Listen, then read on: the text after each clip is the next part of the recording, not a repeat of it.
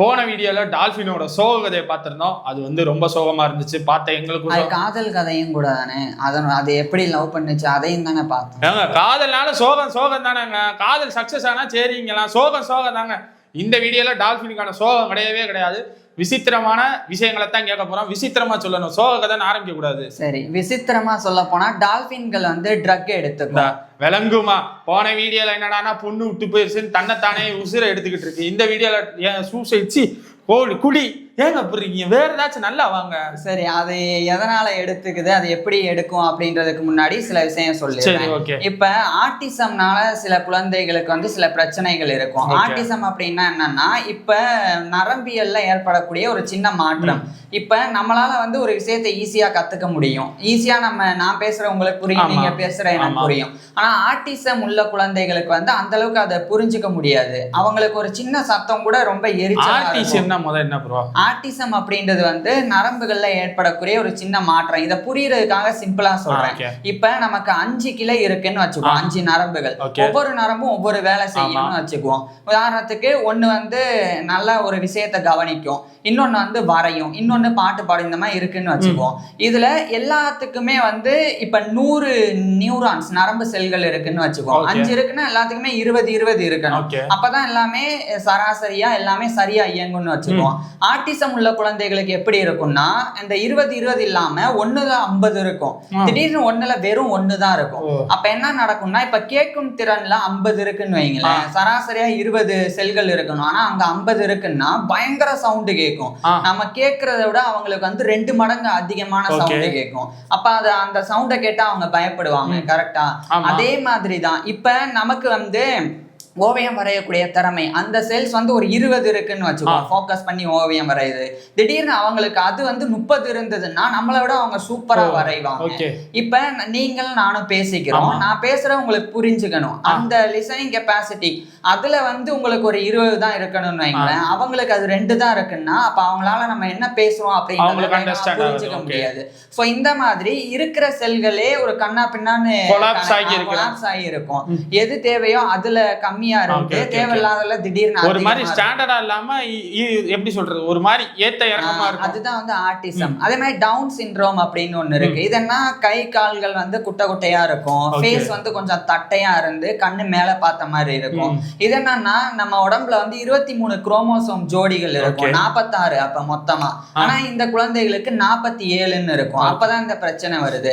அதே மாதிரி PTSD அப்படின்னு ஒரு மனநோய் இருக்கு. இது என்னன்னா, இப்ப போர்ல பாக்குறாங்க, இல்லைன்னா ஒரு ஆக்சிடென்ட் நடக்குது, அதை நேரில் பாக்குறாங்கன்னா அவங்களுக்கு சில நேரம் ஒரு மனநல பாதிப்பு ஏற்படும். அதுதான் இந்த post traumatic stress disorder, PTSD. இந்த மாதிரி பாதிக்கப்படக்கூடியவங்களுக்கு, அதே மாதிரி ஆட்டிசம், டவுன் சிண்ட்ரோம் உள்ள அந்த குழந்தைகள் எல்லாம் ட்ரீட்மெண்ட் கொடுக்கறதுக்கு டால்பினை வந்து பயன்படுத்துவாங்க. அது எப்படின்னா, ஒரு பெரிய தொட்டி இருக்கும், அந்த தொட்டியில இந்த குழந்தைகளை வந்து போட்டுருவாங்க. அப்ப அந்த தொட்டிக்குள்ள அந்த டால்பின் வந்து இந்த குழந்தைகளோட விளையாடும். டால்பின் குழந்தைகளோட விளையாடும், யூகிக்கவே முடியலையே. இல்ல, டால்பின்ஸ் வந்து அப்படியே வேகமா வந்து குழந்தைகளோட வந்து உரசுறது, குழந்தைகளோட முத்தம் கொடுக்க வர்றது, அந்த மாதிரி எல்லாம் பண்ணும். இந்த மாதிரி பண்ணும்போது குழந்தைகளுக்கு வந்து ஃபோக்கஸ் அதிகமாகும், ஒரு என்ஜாய்மெண்ட் வரும்போது அது டெம்பரவரியா அவங்களுடைய மூடு வந்து இம்ப்ரூவ் ஆகும். அப்ப என்ன நடக்கும்னா, அந்த குழந்தைகளும் கொஞ்சம் கொஞ்சமா டால்பினோட விளையாட ஆயிடுவாங்க. ஆமா, குறிப்பா இதுக்கு வந்து பாட்டில் நோஸ் டால்பின் அப்படின்னு ஒரு வகை இருக்கு. அதனுடைய மூக்க பார்த்தா பாட்டில் மாதிரி இருக்கும், அதனாலதான் அதுக்கு அந்த பேரு. அது கிட்டத்தட்ட 6.5 அடியில இருந்து 13 அடி வரைக்கும் இருக்கும். அதனுடைய கிலோ 150 இருந்து 600 கிலோ வரைக்கும். இப்ப இந்த டால்பின்கள் வந்து அவ்வளவு பெருசா இருக்கும். குழந்தைகள் வந்து கிட்டத்தட்ட 3 அடி 4 அடி தான் இருக்குமா. இதை பார்த்து அது கூட விளையாடும் போது இவ்வளவு பெரிய ஒரு உயிரினத்து கூட இது விளையாண்டு அந்த குழந்தை பழகுறனால மற்ற நபர்கள் கூட பேச இருக்கக்கூடிய தயக்கம் வந்து கொஞ்சம் கொஞ்சமா போக ஆரம்பிக்கும். இப்ப ஆட்டிசம் உள்ள குழந்தைகள் எல்லாம் வேகமா வந்து பேச மாட்டாங்க, மெல்லதான் யோசிச்சு பேசுவாங்க. அவங்க வந்து அவுட் ஆஃப் ஜோன்லயே இருப்பாங்க, வேற ஏதோ யோசிக்கிற மாதிரி நமக்கு ஒரு மாதிரி ஆக்டிவா இருக்க மாட்டாங்க. அவங்க உலகமே வேற மாதிரி இருக்கும். நம்ம போய் பேசினாலும் அவ்வளவு சுலபமா நம்மகிட்ட பேசிட மாட்டாங்க. ஆனா டால்பின்கள் கூட விளையாடும் போது கொஞ்சம் கொஞ்சமா பேச ஆரம்பிப்பாங்க, மனிதர்கள் கூடயும் வந்து பேச. அது எப்படி அது எப்படின்னா அந்த டால்பின்ஸ் வந்து ஆட வரும்போது தள்ளிப்போ அப்படின்னு சொல்றது, இன்னும் கிட்ட வா அப்படின்னு சொல்றது, இதெல்லாம் டால்பின் வந்து அந்த குழந்தை இல்ல டால்பின் வந்து நடந்துக்கிற விதத்தினால அந்த குழந்தைகள் கொஞ்சம் கொஞ்சமா அப்படி அப்படியே அவங்க மூடும் சேஞ்ச் ஆகும். அதனால என்ன நடக்கும்னா கொஞ்சம் வேகமா அவங்களால பேச முடியும். அதுக்கப்புறம் நம்ம அதனோட பக்கத்துல அந்த குழந்தைகளுக்கு போனா அந்த குழந்தைகள் வந்து கொஞ்சம் தள்ளி போங்க அப்படின்னு டக்குன்னு சொல்ல ஆரம்பிக்கும். சோ இப்படி டெம்பரவரியா மூட் இம்ப்ரூவ் ஆகும் அப்படின்னு சொல்லி அதை ஆதரிக்கக்கூடியவங்க வந்து அதை வலியுறுத்துறாங்க. அதனால இந்த டால்பின் தெரப்பி வந்து பண்ணப்படுது. இப்ப என்ன நடக்கும்னா இந்த டால்பின்கள் வந்து குழந்தைகளினுடைய எமோஷனை புரிஞ்சுக்கும். குழந்தைகள் வந்து சோகமா இருந்தா டால்பின் வந்து மெல்ல வந்து வருடி கொடுக்கும். அதே வந்து குழந்தைகள் ஜாலியா இருக்கு என்ஜாய் பண்ணதுன்னா அது வேணும்னே வேகமா வந்து உரசிட்டு திரும்பி போகும். குழந்தைகளோட மைண்ட் செட்டுக்கு டால்பினும் மாறிடும். குழந்தைகளினுடைய மைண்ட் செட்டை டால்பின்கள்னால புரிஞ்சுக்க முடியும். அந்த அளவுக்கு டால்பின்கள் வந்து புத்திசாலித்தனமானது. அந்த அளவுக்கு வந்து இப்படி பண்ணுது. எனக்கு இதுல 2 கேள்வி இருக்கு. முதல் கேள்வி, இப்ப குழந்தைய வந்து நம்ம டால்பின் கூட விளையாட விடுறோம்ல, அந்த டால்பின் வந்து குழந்தையை கடிச்சிராதா? டால்பினால குழந்தைக்கு எதுவும் அஃபெக்ட் ஆகாதா? கடிக்காது. ஏன் கடிக்காதுன்னா டால்பின்களை பொறுத்த வரைக்கும் ட்ரெயின் பண்ணிருப்பாங்க. சும்மா கடல்ல சுத்துற டால்பின் வந்து கூட்டி வந்து அந்த தொட்டியில போட்டு அப்படியே குழந்தைய விட மாட்டாங்க. அதுக்கு மாறா அந்த டால்பின்களுக்கு ட்ரைனிங் கொடுக்கறதுக்கு நிறைய ட்ரைனர்ஸ் இருப்பாங்க. அந்த ட்ரைனர்ஸ் வந்து டால்பின்களுக்கு வந்து இப்படிதான் குழந்தைகளை அணுகணும், ஹேண்டில் பண்ணணும்னு டால்பின் சொல்லி கொடுப்பாங்க. டால்பின்களுக்கு சொல்லி கொடுத்ததுக்கு அப்புறம் அதுக்கு தெரிஞ்சிடும். அதுக்கப்புறம் ட்ரைனர்ஸும் அந்த குழந்தைகள் இருக்கிற தொட்டியிலே பக்கத்திலே நிப்பாங்க. ஏன்னா மத்த எதுவும் அசம்பாவிதம் நடக்கக்கூடாது. ஆமா, இன்னைக்கு வரைக்கும் அபிஷியலா அந்த டால்பின்னால குழந்தைகள் தாக்கப்பட்டது அப்படின்னு ஒரு ரெக்கார்டு கூட கிடையாது. ஏன்னா அது குழந்தைகளை நேரடியா கடிக்கவே கடிக்காது. அது வந்து மாமிச உண்ணி தான், மீன்களை வேட்டையாடும் தான். அதுக்குன்னு அதோடைய உணவு மனுஷங்க கிடையாது. மனுஷங்களை அதனால செரிமானம் பண்ணவும் முடியாது. ஏற்கனவே மனுஷங்களுக்கு வந்து டால்பின் ஹெல்ப் பண்ணிருக்கு, மீன் பிடிக்கிறதுக்கு ஹெல்ப் பண்ணல. அதனாலயே டால்பின்கள் வந்து மனிதர்களை தாக்க வேண்டிய அவசியமே இல்லை. ஆனா அதுக்குன்னு தாக்காதா அப்படின்லாம் கிடையாது. அது கடிக்கும். எப்ப கடிக்கும்னா நம்ம போய் அதனுடைய வாழை பிடிச்சி இழுக்கிறது, கோவப்படுத்துறது, அந்த மாதிரி பண்ணா அதுக்கு ஆபத்துன்னு அது உணர்ந்ததுன்னா அப்ப கடிக்கும். ஆனா இந்த குழந்தைகள் எல்லாம் அது ரொம்ப மென்மையா அணுகும். அது மட்டும் இல்லாம டால்பின்களை பொறுத்த வரைக்கும் ரொம்ப முக்கியமான ஒரு விஷயம் இருக்கு. இந்த டால்பின்கள் வந்து அல்ட்ரா சவுண்ட வந்து வெளியிடும். இது ஒரு மாதிரி கிளிக் சவுண்ட் அப்படின்னு பேரு. கிளிக்னு சவுண்ட் கேட்கும். அதுலயே வந்து அல்ட்ரா சவுண்ட் இருக்கு. அது என்ன பண்ணும்னா அந்த ஒரு காத்து மாதிரி நினைச்சுக்கோங்க. காத்தோடைய சவுண்ட் நமக்கு நேரடியா கேட்காது, ஒரு மெல்லிய காத்தோடைய சவுண்ட். ஆனா அது நம்ம மேல பட்டா நம்மளால உணர முடியும். அந்த மாதிரி அது வெளியிடக்கூடிய அல்ட்ரா சவுண்ட் வந்து நம்மளுடைய நரம்புகளை போய் தூண்டும். நரம்புகள்ல இருக்கக்கூடிய செல்களுக்கு ஒரு புத்துணர்ச்சி கொடுக்கும். அப்ப இந்த மாதிரி குழந்தைகளினுடைய உடம்புல அது அல்ட்ரா சவுண்ட விடும்போது அது கொஞ்சம் கொஞ்சமா நரம்புகள் தூண்டப்பட்டு அது புத்துணர்ச்சி அடையும். அதனால அந்த மூடு வந்து இம்ப்ரூவ் ஆகுது. இது ஏன் அல்ட்ரா சவுண்ட வெளியிடும்னா அதுக்கு முன்னாடி என்ன இருக்கு அப்படின்றதனுடைய வடிவத்தை முழுசா அது கரைச்சு குடிச்சிரும். ஃபுல்லா ஸ்கேன் பண்ண மாதிரி. இதை புரியுறதுக்காக சொல்றேன். இப்ப அது வந்து அல்ட்ரா சவுண்ட விடும்போது நம்மளோட உடம்புல கொஞ்சம் காத்து வந்து தோல்ல பட்டு திரும்பி போகும். கொஞ்சம் அந்த வேவ்ஸ் வந்து நம்மளுடைய தோல்ல இருந்து ஊடுருவி போய் நம்மளோட இதயத்துல பட்டு திரும்பும். சிலது நுரையீரல்ல பட்டு திரும்பும், சிலது எலும்புல பட்டு திரும்பும். இந்த மாதிரி திரும்பி போகும்போது அது வந்து ஒவ்வொரு அந்த அல்ட்ரா சவுண்டும் திரும்பி அதுக்கு வரும்போது அதுக்கு ஒரு மேப் மாதிரி உருவாகிடும். இதை புரியுற மாதிரி சொல்றேன். இப்ப இருட்டா இருக்கு ஒரு இடம், அந்த இடத்துல நீங்க பாலை தூக்கி வீசுறீங்க. அப்படி போய் பட்ட உடனே வேகமா வருதுன்னா அங்க ஒரு செவுரு பக்கத்துல இருக்கணும். இதே பட்ட உடனே வேகமா வராம மெல்ல வருதுன்னா அங்க ஏதோ ஒரு வலை இருக்கு, வலை அமைப்பு இருக்கு, அல்லது வேற ஏதோ இருக்கு. இப்ப வலையில பந்து பட்டா வேகமா வரும், அங்கேயே நின்று மெதுவா தானே வரும். சோ இப்ப அந்த இடத்துல வலை இருக்கு, கல் இருக்குன்னு நம்மளால புரிஞ்சுக்க முடியுற மாதிரி இந்த அல்ட்ரா சவுண்ட வெளியிட்டு நம்மளுடைய ரத்த ஓட்டம் எப்படி இருக்கு, நம்மளுடைய இதயம் எப்படி இருக்கு, அதை கூட அதனால ஒட்டுமொத்தமா ஸ்கேன் பண்ணி எக்ஸ்ரே எடுத்த மாதிரி புரிஞ்சுக்க முடியும். சோ அதுக்காக அது பண்ணுது. அது ஏன்னா இந்த மாதிரி நம்மள அடையாளம் காண்றது, நம்மளோட கேரக்டர் எப்படி ஜட்ஜ் பண்ணுது. ஆமா, வெறும் முகத்தை மட்டும் பார்க்காம நம்மளுடைய உடல் அமைப்பையும் அது அடையாளம் காணுது. ஆனா அது நமக்கு மறைமுகமா இந்த மாதிரி புத்துணர்ச்சி நம்ம செல்களுக்கு கொடுக்க உதவுது. இதுக்கு வந்து டால்பின்கள் வந்து பயன்படுத்தப்பட்டு. எனக்கு இதுல இப்ப இன்னொரு குழந்தைகள் விளையாடுறாங்கன்னு சொன்னீங்கல்ல, இப்ப இங்க வந்து மனிதர்களுக்கும் ஸ்ட்ரெஸ், ஏகப்பட்ட ஸ்ட்ரெஸ்ஸஸ் இருக்காங்க. நம்மளும் போய் விளையாடலாமா? கண்டிப்பா விளையாடலாம். அமெரிக்கா, மெக்சிகோ, அதுக்கப்புறம் உக்ரைன், இது போன்ற நாடுகள்ல டால்பின் அசிஸ்டட் தெரப்பி வந்து இருக்கு. அதுக்குண்டான முறையான பர்மிஷனும் அவங்க கேட்குற அமௌண்ட்டும் கொடுத்தா கண்டிப்பா டால்ஃபினோட வந்து நம்மளும் வந்து அதுல போய் வீடியோலாம் ஒரு 10 வீடியோ சேர்த்து வச்சுட்டு டக்குன்னு அமெரிக்காவுக்கு டிக்கெட் போடுங்க, நான்லாம் போயிட்டு வரேன். நான்லாம் போனேன்னா டால்ஃபின் கூடயே தான் இருக்கணும், இருக்கிற ஸ்ட்ரெஸ்ஸுக்கு. ஸோ அந்த அளவுக்கு டால்ஃபின்கள் வந்து அப்ப மனிதர்கள் கூடயும் டால்ஃபின் விளையாடும். ஆமா. இப்ப டால்ஃபின்களை பொறுத்த வரைக்கும் இன்னொரு விஷயம் இருக்கு. அது வந்து தூங்கும் போது ஒத்த கண்ணை மூடிட்டு ஒத்த கண்ணை திறந்து வச்சுட்டே தான் தூங்கும். ஏன் அப்படின்றத சொல்றேன். ஏன்னா டால்பினை பொறுத்த வரைக்கும் அது மேல வந்து மூச்சு வாங்கணும் அடிக்கடி தண்ணிக்கு மேல வந்து. இப்ப முழுசா தூங்கிட்டா அது தண்ணி கடியில போயிடும். அப்ப மூச்சு கிடைக்காம அது வந்து இறந்து போயிடும். அதனாலே இயற்கையிலே அது கிடைச்ச ஒரு அற்புத சக்தி என்னன்னா அதனுடைய பாதி மூளை தான் எப்பவுமே தூங்கும், பாதி மூளை முழிச்சே இருக்கும். சரி, இப்ப நீங்க சொன்னீங்கல்ல அது ஃபுல் டீப் ஸ்லீப்புக்கு போகுமா? ஒரு கண் திறந்து ஒரு கண் மூடி இருந்தால் டீப் ஸ்லீப் ஒரு மூளை தான் போகும். அதாவது மூளையினுடைய ஒரு பகுதி போகும். இப்ப ரைட் லெஃப்ட் இருக்குல்ல, உதாரணத்துக்கு ரைட் மூளை வந்து லெஃப்ட் கண்ணை கண்ட்ரோல் பண்ணும், லெஃப்ட் மூளை ரைட் கண்ணை கண்ட்ரோல் பண்ணும். இப்ப ரைட் மூளை தூங்குதுன்னா லெஃப்ட் கண்ணு வந்து மூடி இருக்கும், ரைட் கண்ணு மட்டும் திறந்து இருக்கும். லெஃப்ட் மூளை தூங்கும் போது ரைட் கண்ணு வந்து மூடி லெஃப்ட் கண்ணு திறந்து இருக்கும். இந்த மாதிரி பாதி தூக்கம் தான் அதுக்கு வந்து இருக்கும். ஒரு 8 மணி நேரம் தூக்கம் ஒரு நாளைக்கு தேவைன்னா 2 மணி நேரம் ஒரு கண்ணை மூடி தூங்கும். இப்படி மாத்திக்கிறோம். இன்னொரு 2 மணி நேரம் அந்த கண்ணை திறந்துட்டு இன்னொரு கண்ணை மூடி. அப்ப ஃபுல் டீப் ஸ்லீப் இருக்காது. ஆனா அதுக்கு அதுவே போதுமானதுதான். ஒரு பிரெயின் ஒரு 2 மணி நேரம் தொடர்ச்சியா தூங்கினா போதுமானது மாதிரி, அதாவது ஒரு பக்கத்து பிரெயின். சோ இப்படி இருக்கிறனால என்ன நடக்கும்னா, இப்ப ஒரு குழந்தையை கூட்டு போறீங்க அந்த டேங்க்ல வந்து விளையாட கொடுக்கறதுக்காக. இப்ப அந்த டால்பின் வந்து தூங்கி இருக்குன்னா விசில் சத்தத்தை கேட்ட உடனே 2 கண்ணையும் திறந்து அது ரெடி ஆயிரும். நமக்கு வேலை வந்து நம்ம கூட விளையாடுறதுக்கு ஒரு ஆள் வந்துட்டாங்க அப்படின்னு சொல்லி ரெடி ஆயிரும். சோ அந்த அளவுக்கு வந்து டால்பின்கள். இன்னொன்னு என்னன்னா, அதை சாப்பிடுறதுக்கு மீனை போட்டோன்னு வைங்களேன், ஒரு கண்ணு திறந்திருந்தா கூட அந்த மீனை வந்து அதை போய் சாப்பிட்டுரும். அதுக்கு தெரிஞ்சிடும் நமக்கு சாப்பாடு கிடைச்சிருச்சு அப்படின்னு. சோ அந்த மாதிரி தூக்கத்திலேயே கூட அது வேட்டையாடும். இன்னொரு விஷயம் என்னன்னா, அதனுடைய ஒரு அற்புதமே வந்து அதனால கிட்டத்தட்ட 360 டிகிரி பார்க்க முடியும். ஏன்னா அதனுடைய கண்கள் பக்கவாட்டுல இருக்கும். சோ அதனால என்ன நடக்கும்னா, இந்த பக்கம் பின்னாடி இருந்து ஏதாவது வந்தா கூட அதனால பார்க்க முடியும். அந்த மாதிரி இருக்கும். அடுத்து அதனுடைய துடுப்புகள் இருக்குல்ல, அதனால அது வந்து லெஃப்ட் ரைட்னு வேகமா வளையக்கூடிய தன்மையை கொண்டு இருக்கு. சோ இது மாதிரி பல அற்புதங்கள் இருக்கு. இதுலயே இந்த டால்பின்கள்ல ஒரு விஷயம் நடக்கும். என்னன்னா, இந்த டால்பின்கள் வந்து ஒரு வகையான பஃபர் ஃபிஷ் அப்படின்னு சொல்லி ஒரு மீன் இனம் இருக்கு. இது என்னன்ற சொல்றேன். நான் ஆரம்பத்துல சொன்னேன் டால்பின்கள் வந்து போதையை எடுத்துக்கும் அப்படின்னு. அது எப்படி எடுத்துக்கும்னா, பஃபர் ஃபிஷ் அப்படின்ற அந்த மீன் இனத்தை போய் வம்புக்கு இழுக்கும். அந்த பஃபர் ஃபிஷ் வந்து ஒரு வகையான விஷத்தை வெளியிடும். அதுக்கு ஆபத்துன்னு வந்துச்சு அப்படின்னா அதுதான் வந்து டெட்ரடோடாக்சின் அப்படின்றது. அந்த விஷம் வந்து வெளியே வந்தா, அந்த டெட்ரடோடாக்சின் வந்து வெளியே வந்தா அது வந்து நச்சுத்தன்மை வாய்ந்தது. மற்ற இனம் வந்து அழிஞ்சிரும், அது வந்து இறந்து போயிடும். ஆனா டால்பின்களுக்கு அது பெரிய பாதிப்பு ஏற்படாது.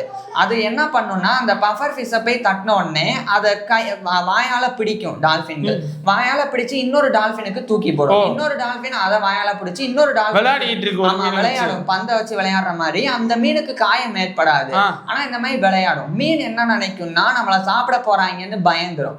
பயந்து அந்த நச்சை வெளியிடும். வெளியிட்ட உடனே அதை லைட்டா மோந்து பார்க்கும், இல்லைன்னா லைட்டா அதை வந்து சுவைக்கும். இப்படி லைட்டா பண்றனால டால்பின்களுக்கு போதை ஏறும்.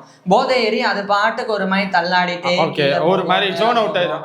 ஆமா, அது மாதிரி வந்து போதை எடுத்துக்கும். சோ இது மாதிரி அடிக்கடி அந்த பஃபர் ஃபிஷ்ஷை வம்பிழுக்கும். ஆனா அதை காயப்படுத்தாது. லைட்டா வாயில வச்சு கவ்வி இன்னொரு டால்பினுக்கு தூக்கி போடும். அதுவே அது பயந்துகிட்டு இப்படி பண்ணிருமோன்னு நினைச்சு அந்த நச்சை வெளியிடும். அதை இது போதை மாதிரி யூஸ் பண்ணுது. ஒரு நேச்சுரல் ஹைக்கு வந்து டால்பின்ஸ் வந்து போகுது. இது மட்டும் இல்லாம இன்னும் பல சுட்டித்தனம் பண்ணும். டால்பினை பொறுத்த வரைக்கும் எதையுமே வந்து அதிகமா கடிக்காது. அதனுடைய கடிக்கும் அந்த பைட் ஃபோர்ஸ் வந்து 300 PSI இருக்கு. கம்மியானதுதான். அது மனுஷங்களை விட ஒரு டபுள் மடங்கு இருக்கு வைங்களேன். ஆனா அது வந்து எந்த ஒரு விஷயத்தையும் கடிச்சு மென்னு சாப்பிடாது. ஏன்னா அதுக்கு உப்பு சுவை மட்டும் தான் தெரியும். உப்பு சுவை மட்டும் தான் தெரியறனால அந்த பல்லை எதுக்கு பயன்படுத்தும்னா, வலுவலுப்பா இருக்கக்கூடிய மீன்கள் வந்து நழுவி போகாம இருக்கிறதுக்காக அது பிடிச்சிட்டு அதை முழுசா வந்து முழுங்கிடும். சோ அதுக்காக டால்பின் வந்து அந்த மாதிரி பல்ல அமைப்பை வந்து கொண்டு இருக்கு. அதுக்கப்புறம் என்னன்னா, இப்ப டால்பின்கள் வந்து பல உயிரினங்களை வேட்டையாடும், நண்டை வேட்டையாடும், மீனை வேட்டையாடும். ஸோ அந்த மாதிரி வேட்டையாடி வந்து சாப்பிட்டு வளரும். சரி, இப்ப இவ்வளவு சொல்றீங்கல்ல, டால்பினுக்கும் எந்த விலங்குக்கும் சண்டையே வராதா? எந்த விலங்குனாலையும் டால்பினை வீழ்த்தவே முடியாதா? அப்படி இல்ல, டால்பினை வீழ்த்துறதுக்கும் வந்து சுறாக்கள் இருக்கு, சுறா மீன்கள் இருக்குல்ல, அது கிட்டத்தட்ட வந்து கிரேட் ஒயிட் சார்க் அப்படின்னு இருக்கு. அது வந்து 20 அடி வரைக்கும் இருக்கும். அது வந்து டால்பின்களுக்கு தெரியாம கீழே இருந்து டக்குன்னு வந்து அதை அட்டாக் பண்ணி. இப்ப அந்த ஒரு ஷார்க் சொல்லியிருந்தீங்க, ஞாபகம் இருக்கா? ஒரு ஷார்க் வந்து 30 டால்பின் ரவுண்டு கட்டி போட்டு தள்ளி. அது வந்து ஷார்க் இல்ல, திமிங்கலம். சாரி, வால் 100 அடி நீளமான திமிங்கலத்தை வந்து 30 அடிக்கு மேற்பட்ட ஓர்கா அப்படின்ற டால்பின் இனம் வந்து சதி பண்ணி வீழ்த்தும். இப்ப சுறாக்கள் வந்து வீழ்த்தும்னு சொன்னேன் பாருங்க, அது வந்து சின்ன சின்ன டால்பின்களை, ஒரு 8 அடி டால்பின், இந்த மாதிரி டால்பின்களை. அதுவும் எப்ப வீழ்த்த முடியும்னா, டால்பின் வந்து மூச்சு வாங்க மேல வரும், வந்துட்டு கீழே போகும்போது அது சுதாரிக்காம இருக்கும்போது டக்குன்னு வந்து வயிற்று பகுதியை அல்லது வேற ஒரு பகுதியை வந்து இது தாக்கும். சுறா டக்குன்னு தாக்குன உடனே வால் பகுதியெல்லாம் தாக்குனா அது நில குலைஞ்சிரும். அந்த நேரத்துலதான் சுறாக்கள்னால டால்பினை வேட்டையாட முடியும். நேருக்கு நேர் மோதி வேட்டையாட முடியாது, ஏன்னா டால்பின் தான் ஜெயிக்கும்.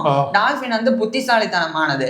சுறாக்களுக்கு வந்து எலும்புகள் கிடையாது, அதுக்கு வந்து குருத்தெலும்பு தான் இருக்கு. அதனால என்ன நடக்கும்னா, டால்பின் வந்து சுறாக்களை பார்த்துட்டா நேரடியா போய் மோதும், போய் முட்டும். அந்த மாதிரி பண்ணும்போது சுறாக்களினுடைய உள்ளுறுப்புகள் வந்து பயங்கரமா பாதிக்கப்படும். அதனால சுறா அங்கிருந்து ஓடி போயிடும். ஸோ சுறாக்கள் வந்து டால்பின்களை வேட்டையாடும். அது எப்பன்னா, ஒன்னே டால்பின் வந்து வீக்கா இருக்கணும், இல்லன்னா அது தனியா இருக்கணும், இல்லன்னா அது சின்ன டால்பினா இருக்கணும், இல்ல அண்ணா போயிட்டு வெளியே போயிட்டு கீழே வர்றதா இருக்கும். அந்த மாதிரி இருக்கும்போது தான் சுறாக்கள்னால வேட்டையாட முடியும். அது குடும்பமா இருக்கும்போது அதனால ஒண்ணுமே பண்ண முடியாது. சரி, இப்ப இது சொல்லிட்டீங்கல்ல, டால்பினுக்கும் மீனுக்கும் என்ன வித்தியாசம்? ஏன்னா நீங்க சொல்றதெல்லாம் வச்சு பார்க்கல, டால்பினும் ஒரு மாதிரி மீன் கூட சேர்ந்தது மாதிரி தான் இருக்கு. ரெண்டுக்கும் என்ன வித்தியாசம்? என்ன வித்தியாசம்னா, இப்ப டால்பினை பொறுத்த வரைக்கும் அதனுடைய வால் அமைப்பு இருக்குல்ல, அது வந்து ஹரிசாண்டலா இருக்கும். அதாவது இப்படி 2 விஷயம் இருக்கு, அது இப்படி இருக்கும், கவனிச்சிருக்கீங்க? அதனால அது என்ன நடக்கும்னா, டால்பின் மேல கீழே தான் அடிக்கும், லெஃப்ட் ரைட்னு வளைச்சு. மீன் வந்து லெஃப்ட் ரைட், அதனுடைய வால் வந்து இப்படி வெர்டிகலா இருக்கும். ஏன் மீன் இப்படி இருக்குன்னா, மீன் மேல வரணும்னு அவசியமே கிடையாது, ஏன்னா மூச்சை உள்ள இருந்தே வாங்கக்கூடிய தன்மையை கொண்டு இருக்கு. அதனால அதுக்கு அந்த அமைப்பு இருக்கு. அதுக்கப்புறம் என்ன வித்தியாசம்னா, மீன்களை பொறுத்த வரைக்கும் செவில்கள்ல சுவாசிக்குது, இது வந்து நம்மள மாதிரி நுரையீரலை வச்சு சுவாசிக்குது. அடுத்து மீன்கள் வந்து முட்டை போடும், இது வந்து குஞ்சு தான், அதாவது இது வந்து குட்டி தான் போடும், பால் கொடுக்கும். சோ இதெல்லாம் வந்து மீன்களுக்கும் டால்பின்களுக்கும் இருக்கக்கூடிய வித்தியாசம். இன்னும் சில விஷயங்கள் இருக்கு. டால்பின்களை பொறுத்த வரைக்கும் அதனுடைய தோல் வந்து உரியும், 2 மணி நேரத்துக்கு ஒரு முறை வந்து புது தோல் உருவாகிட்டே இருக்கும். ஏன் புது தோல் உருவாகும்னா, இது நீர்ல அதிகமா வேகமா நீந்தி போகும்போது பாசிகள் அதெல்லாம் வந்து அதனுடைய தோல்ல ஒட்டும். அதுக்கப்புறம் சின்ன சின்ன உண்ணிகள் ஒட்டும். அது பாதிக்கப்படக்கூடாது அப்படின்றதுக்காகவே இயற்கையாவே 2 மணி நேரத்துக்கு ஒரு தடவை புது தோல் உருவாகிட்டே இருக்கும். சில நேரம் அந்த தோல் உரியாம அந்த இடத்துல போய் பாசி படிஞ்சிருக்குன்னா, டால்பினே போய் மண்ணிலேயோ பாறையிலேயோ உரசி அந்த தோலை வந்து வெளியேற்றி எப்பவும் பளபளப்பாவே இருக்கும். ஸோ டால்பின் வந்து இன்னொரு பக்கம் சுத்தமான ஒரு உயிரினம் அப்படின்னு கூட நம்ம வந்து எடுத்துக்கலாம். ஆனா இப்பேற்பட்ட டால்பினை கூட ஜப்பான், பெரு போன்ற நாடுகள் வெட்டி சாப்பிட ஆரம்பிச்சுட்டாங்க. ஆனா டால்பினை வந்து அதிகமா சாப்பிடக்கூடாது, அதனுடைய உடம்புல பாதரசம் வந்து அதிகமா இருக்கு, உப்பு சத்து அதிகமா இருக்கும்ல. அப்ப அது ஒண்ணு. இன்னொன்னு என்னன்னா, அதனுடைய உடம்புல பாதரசம் இருக்கு. பாதரசம்னா மெர்க்குரி அப்படின்னு சொல்லப்படுது. அந்த மெர்க்குரி அப்படின்னு சொல்றது என்னன்னா, நமக்கு வந்து விஷத்தன்மை வாய்ந்தது. அது அதிகமா வந்து மீன்களை வேட்டையாடுறதுனால அதனுடைய உடம்புல இந்த மெர்க்குரி ஜாஸ்தி இருக்கிறதுனால இதை வெட்டி சாப்பிட்டா நமக்கு வந்து நரம்பு பாதிப்புல இருந்து மூளை பாதிப்பு வரைக்கும் பல பாதிப்பு வரும்னு கண்டறியப்பட்டிருக்கிறதுனால பல நாடுகள்ல டால்பினை வந்து சாப்பிடக்கூடாது அப்படின்னு தடை பண்ணி இருக்கிறாங்க. இருந்தாலும் ஜப்பான்ல ஒரு சில இடங்கள்லையும் பெரு நாட்டிலையும் வந்து டால்பினை வேட்டையாட தான் செய்யறாங்க. இங்க ஒரே ஒரு நல்ல விஷயம் என்னன்னா, டால்பின் வந்து சும்மா லட்சக்கணக்கில் எல்லாம் இல்லை, அது கோடிக்கணக்கான டால்பின்ஸ், கோடிக்கணக்கான இது, அதாவது கோடிக்கணக்கான டால்பின்ஸ் வந்து இருக்குது. ஸோ 42 இனம் நான் ஏற்கனவே சொல்லியிருக்கேன். கோடிக்கணக்கான டால்பின்ஸ் இருக்கிறனால அது பெருசா அழியறது இல்லை. இன்னொன்னு என்னன்னா, இந்த பாகிஸ்தான்ல ஆத்துல போகக்கூடிய டால்பினை வந்து ரேப் பண்றாங்க, அந்த விஷயம்லாம் நடக்குது, பெண் டால்பினை வந்து பிடிச்சு.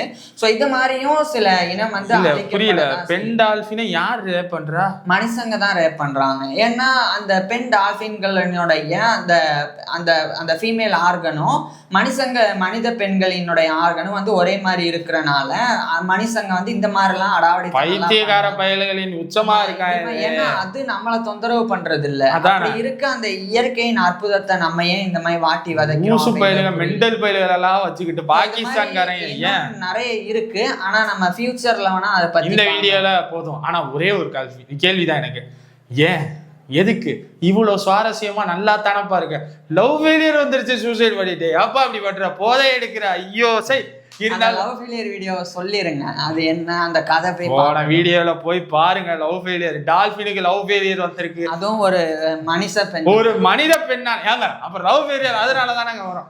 தயவு செய்து இவ்வளவு நல்ல அறிவு இருக்கிற புள்ள நீ எல்லாம் இதுக்காகலாம் சூசைடு பண்ணாத, லவ் ஃபெயிலியர் வந்துச்சுன்னா தாடி ஈடி வளர்க்காத, போதை பொருள்லாம் எடுக்காத, உன்னை எல்லாம் வீட்டை வச்சு வளர்க்குறதுக்கு என்ன வழின்னு நான் பாத்துக்கிட்டேன். ஆமா, ஒரே ஒரு விஷயம் சொல்லிக்கிறேன். டால்பினுக்கும் வந்து டால்பின் பெண்களை கவர்றதுக்கு டால்பின்ஸ் போய் கீழே இருக்கிற பாசி ஸ்பாஞ்சஸ் எல்லாம் எடுத்துட்டு வந்து கிஃப்ட் எல்லாம் கூட கொடுக்கும். அந்த அளவுக்கு கிட்டத்தட்ட மனிதர்கள் பெண்கள்லாம் மனிதர்களே போயில டால்பின் நீ போக மாட்டியா? சரி நாங்க தான் சூசைட் பண்றோம்னா நீயாச்சும் கொஞ்சம் தெளிவாரு, நல்ல புத்திசாலியா இருக்க, சுவாரஸ்யங்கள் எல்லாத்துக்கும் தெரிஞ்சிருக்கும். அடுத்த வீடியோல அடுத்த ஒரு இன்னும் சுவாரஸ்யமான ஒரு விலங்கோட வர்றோம். உங்களுக்கு ஏதாச்சும் விலங்கு இருக்கும் எப்ப இந்த விலங்கெல்லாம் பேச வேண்டியதானப்பானா அதை கீழே கமெண்ட் போடுங்க, கண்டிப்பா அதுக்கு ஒரு வீடியோ போடுறோம். தேங்க்யூ.